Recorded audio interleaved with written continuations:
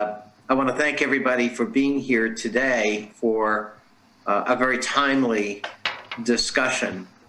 And I also want to thank our former NATO Parliamentary Assembly President, Rasa, for joining us today. It's great to see you again as well. Thank you for your wonderful service to the NATO Parliamentary Assembly. I'm also grateful to Hannah Hopko and Oksana Yuryanets for giving the NATO Parliamentary Assembly such a prominent role in this conference.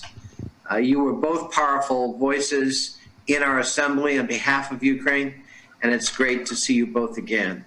You can rest assured that under Yegor's able leadership, Ukraine continues to be represented effectively in our assembly and its deliberations. It's of course a pleasure to see Rasa, who among the many distinctions as former president of our assembly, and last but not least, you've got Philippe, the deputy head of the French delegation to the NATO Parliamentary Assembly, a true friend of Ukraine. Good to see you, Philippe, as well. 2021 is an important year for Ukraine as you celebrate 30 years since Ukraine regained its independence. This anniversary reminds us of the many hard struggles Ukraine went through under the Soviet Union's repressive regime and its people's hard-fought battles to regain independence and set the country on a new and democratic path. Independent Ukraine is paying a high price for the choices it has made, and all of us must stand firmly by your side to defend your freedom, to choose your future. 2021 is also a pivotal moment for NATO.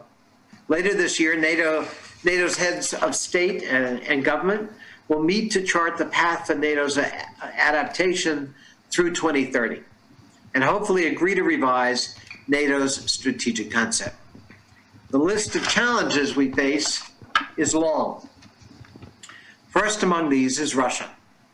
During the meeting of our Ukraine-NATO Interparliamentary Council yesterday, we reaffirmed our support firmly for NATO's sovereignty, independence, and territorial integrity.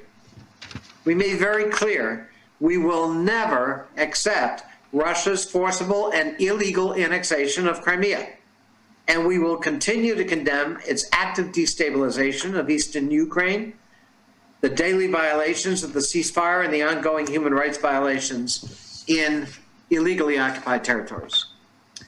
In fact, just yesterday, in the Congress of the United States, I reintroduced the Crimea Annexation Non-Recognition Act, which prohibits U.S. agencies from taking any action that recognizes Russian sovereignty or could be construed as recognizing Russian sovereignty in Crimea.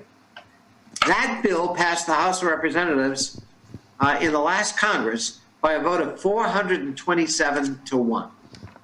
It has enormous broad bipartisan support. And that bill is now routinely included in our annual appropriations and defense authorization bills. We will not recognize the forceful and illegal seizure of territory in the 21st century. This is a position that's deeply rooted in American foreign policy through a 100-year policy known as the Stimson Doctrine. As Rasa knows well, it was previously applied through the Wells Declaration with respect to the Soviet occupation of the Baltics throughout the Cold War. The United States stood firm on what was at times viewed as a maybe quixotic policy by non-recognition of the Soviet annexation of the Baltic republics. But now, the Baltic states stand shoulder to shoulder with us in this alliance as free and independent and sovereign states. We must also continue to stand up to Russia's other violations, provocations, and interference while seeking dialogue and cooperation where we can. We must condemn President Putin's ruthless repression against his own people and the politically motivated persecution against his opponents, Mr. Navalny being only the latest example. At the same time, we must urgently start developing a shared approach to China, as our Assembly has called for. We must continue to combat terrorism, address instability in our southern neighborhood, deal with the climate crisis, and revive the global arms control agenda and infrastructure. These threats we face together require us to adapt militarily. I know Ukraine has made much progress in this regard. I want to pay tribute in particular to Ukraine's remarkable contribution to NATO missions and operations, and salute all the men and women of the Ukrainian armed forces for their exceptional service. But we must also adapt politically. NATO is an alliance underpinned by common values, democratic values, which have been pivotal in maintaining the alliance cohesion for 7 decades. It's a testament to the triumph of liberal democracy that Ukraine and other countries continue to want to join the alliance along those terms. These values are the strongest weapon we possess to effectively counter Vladimir Putin or President Xi's authoritarianism. That's why, as part of the NATO 2030 reflection process, I proposed the establishment of a coordination center for democratic resilience within NATO at its headquarters, which would help NATO countries and aspirant countries strengthen their democratic institutions, promote election integrity, and combat subversive activities by foreign governments. As events in my own country on January 6th with the storming of the United States Capitol certainly show, democracy is resilient, but it's also fragile. And there are threats from within as well as without. I was glad to see the idea endorsed by the group of experts tasked by the Secretary General of NATO with producing a slate of recommendations on how NATO can strengthen itself politically in the coming decade. But events at the beginning of this year show, as I said, that democracy is fragile. We've got to constantly work to protect it, expand it, strengthen our ability to resist and counter attempts from within as well as without that might seek to undermine it. This is why further reforms in Ukraine remain vitally important.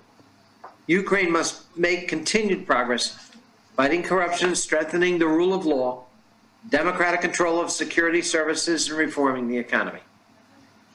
Obviously, this must be done for Ukraine's and the population's prosperity, but also because it's in the best defense against Russia's interference and your best response to Russia's authoritarianism. Democratic consolidation is what will pave the way for further Euro-Atlantic integration. Our new administration in the United States is committed to rebuilding our alliances, starting with NATO and restoring the United States' standing in the world. As you know, President Biden knows Ukraine very well.